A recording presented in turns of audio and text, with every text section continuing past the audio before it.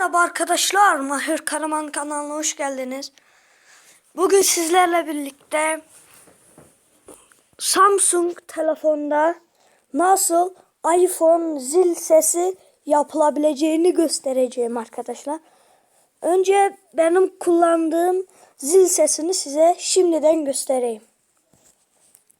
Ayarlara girelim. Nerede sesler ve titreşimler, zil sesi.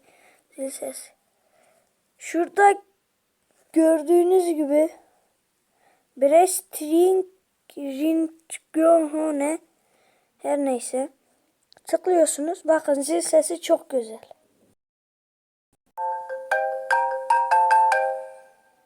Ben bu zil sesini çok seviyorum. Ben bunu yaptım. Bu gibi zil sesleri istiyorsanız şu uygulamayı indireceksiniz.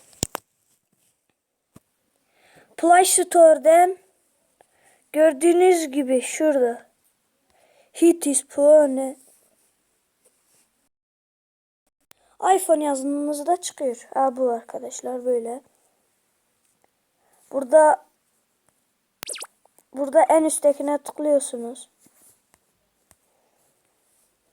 Burada istediğiniz zil sesini tıklayıp ayarlardan girip yapabiliyorsunuz. Evet. Bugünkü videomuz buraya kadarmış. Abone olmayı unutmayın. Görüşmek üzere. Hoşça kalın.